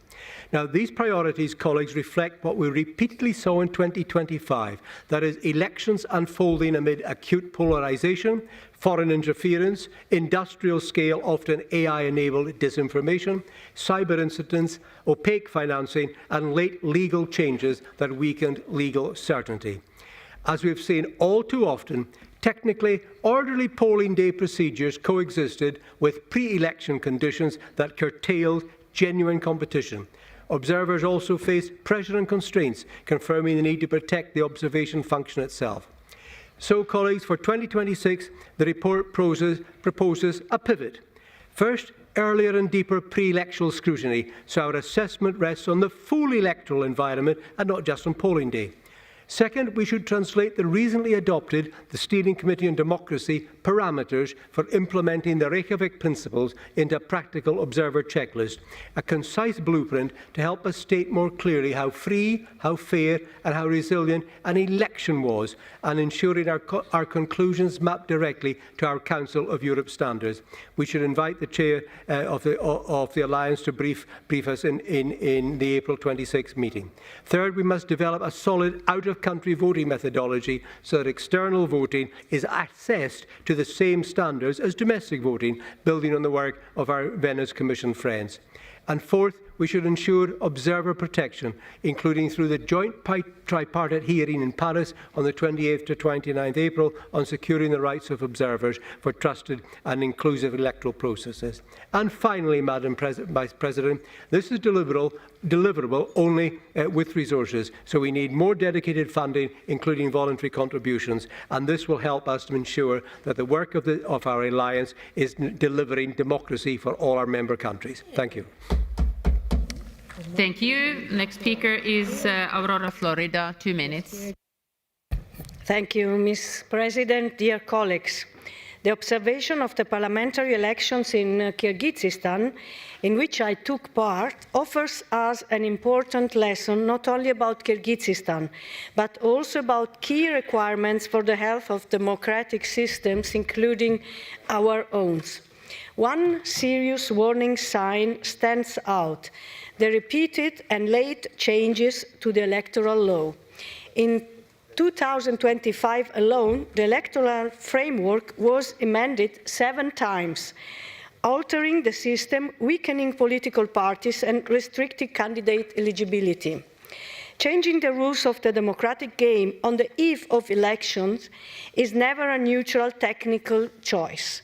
It reduces voters' ability to make informed choices and, as repeatedly underlined by the Venice Commission, erodes trust in electoral processes and is, let me be honest, often a sign of an illiberal drift. In Kyrgyzstan, these last-minute reforms were adopted without inclusive public consultation and without addressing long-standing international recommendations. While the election administration demonstrated technical capacity and professionalism, the political environment was increasingly restrictive. Colleagues, democratic backsliding rarely happens overnight. It often begins with incremental changes to electoral rules introduced at politically sensitive moments and without consensus. This is why we must remain vigilant, not only when observing partner countries, but also within our own democracies, including my own country, Italy. Free and fair elections require stable rules, political pluralism, and full respect for fundamental freedoms. Defending democracy abroad also means defending it at home. Thank you.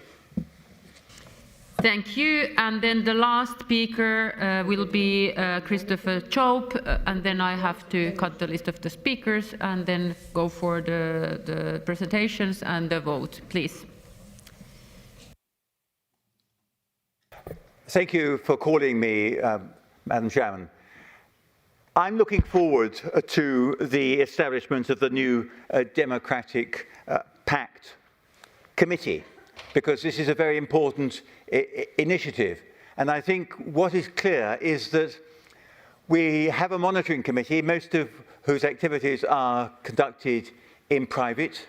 We have, as the leader of the Audi group said in his opening remarks, we've got a situation where we have chosen as an assembly to exclude countries like Azerbaijan and Georgia on the basis that they don't meet our fullest standards. But in so doing, we are probably undermining the democracy which exists within those countries, or imperfect as it is. And the chair of the monitoring committee, who did a great job last year, she said, well, don't worry, the fact that they're not here is not going to make any difference. We're still going to be monitoring what they're up to. All I can say is, as a joint rapporteur for Azerbaijan, that there's absolutely nothing we can do to monitor what's happening in Azerbaijan directly, because we can't go there. And secondly, we are not able to get information from everybody there. So I think the best way of being able to engage with the countries which are imperfect democracies, and which country isn't an imperfect democracy, Madam Chairman. So if we wish to engage with these imperfect democracies, I think we should do jaw rather than war, and that's why I hope that this new committee will be able to engage in that important initiative. Thank you. As I had to interrupt the list of the speakers, you know the speeches of members on the list who have not been present, have been present but not able to speak, can send the speech to table office. By the rules you know already. So I call now Mr. Boulay, rapporteur, your reply for 3 minutes. I'm very eager to hear the rest. President, I'm very happy that so many of you have intervened, and my impression is that we see more or less the same challenges around this House and in Europe. So I appreciate very much the intervention of Madam Hoyo, speaking of both Venezuela, Iran, so much going on in our neighborhood too, and also about the need of ethics after the happening in Davos. So this is the right place that we should approach with sincerity our continent. I have, in fact, only one answer, and this is a remark rather than a general observation. No one has excluded any conservative candidate. The conservative group is excluding itself by the messages delivering in this House. When you say openly and publicly, we come here to destroy the convention, you exclude yourself. When you come here and you say, we want to leave the court, you exclude yourself. When you welcome the communist former president of Moldova lying 2 days ago, saying that Moldova has a new military contract with Ukraine, which is a lie, Moldova being a neutral country, you exclude yourself. When you have a member of your group going to the States and eating a cake with the flag of USA on it before, on Greenland before its annexation, you exclude yourself. They are all behaviors that should not be accepted, and you should not look at yourself as a victim, but rather as the creator of your own fate within this assembly. We wish you good luck with that, but that's not the case to complain about. So, for the rest of us, for the greatest majority of this House, EPP, ALDE, Social Democrats, Radical Left, understanding with the same language, with the same symbols, the challenges of this House, let us stick together with courage and determination to stay together, to defend this establishment and to continue to improve it. It's not perfect, but it's the best we could have after 75 years of democracy in Europe. Thank you.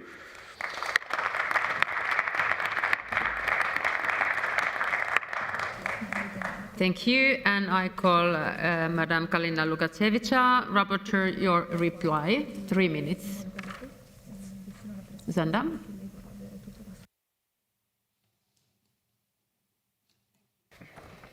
Thank you. 3 brief points from my side. Indeed, Ukraine continues to be in the focus of our work in many committees, including in the Monitoring Committee.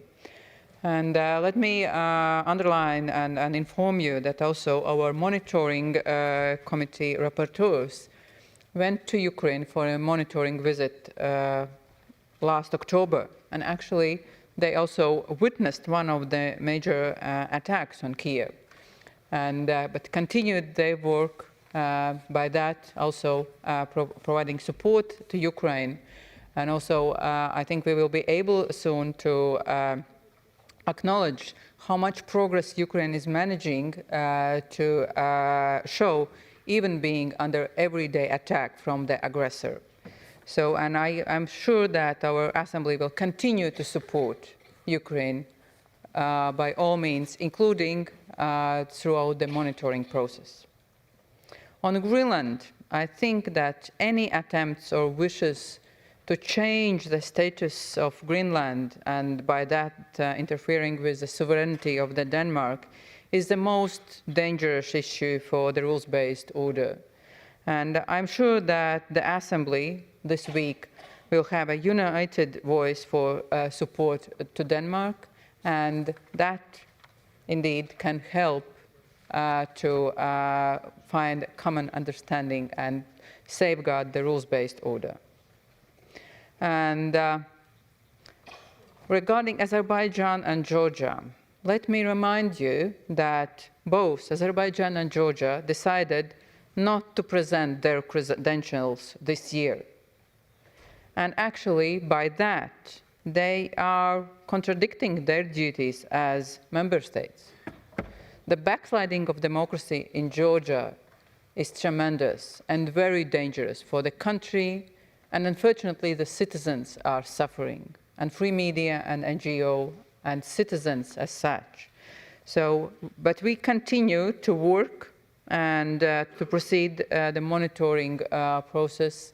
Several visits were organized, and we will continue to do so. And also, we will continue to talk to the authorities so that they come to acknowledgement that being a member of the Council of Europe actually indeed means also having duties to be part of the Assembly and to fulfill their duties as a country of, who is a member of the Council of Europe. And it is a high duty. So indeed, dear colleagues, thank you once again. And the next report will be presented only in 2 years. We have changed the rules. But thank you so much for all your support. And I'm sure that a lot of work will be done by the committee in the upcoming months and years. Thank you. Thank you, and it's a good opportunity to give the floor for the new elected chair. Congratulations for Madam Kovacs to reply for 2 minutes, please. Thank you, distinguished chair, dear colleagues.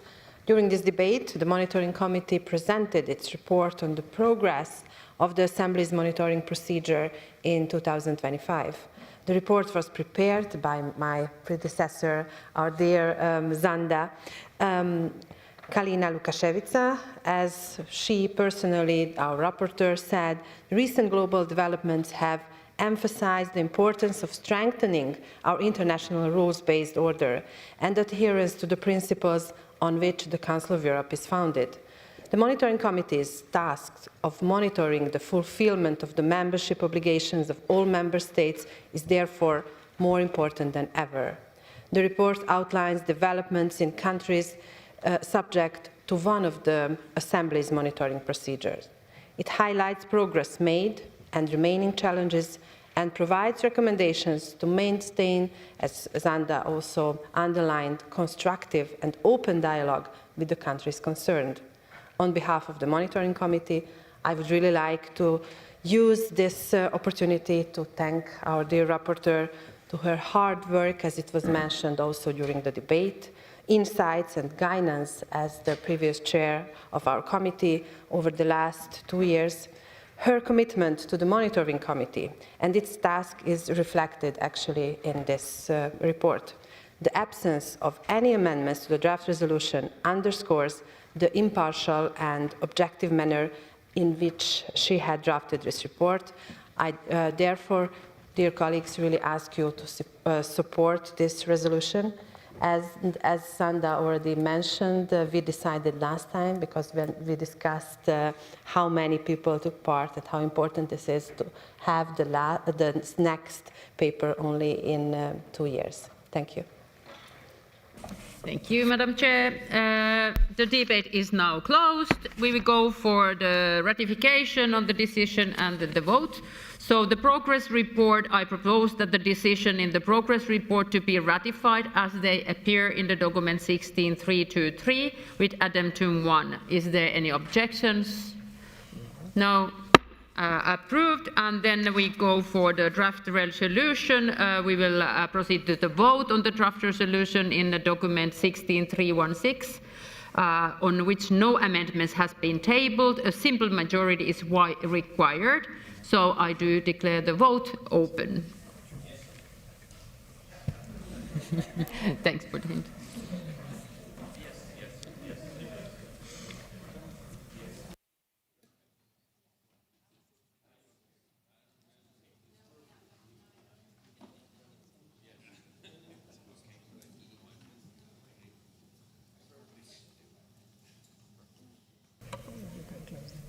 And I close the vote. Vote is closed. I call the result to be displayed. It is clearly adopted. 75, 1 and 3 absents. Thank you. And the Assembly will hold its next public sitting tomorrow at 10 a.m. with the agenda approved this morning. The sitting is adjourned. Have a good evening and group meetings. Thank you.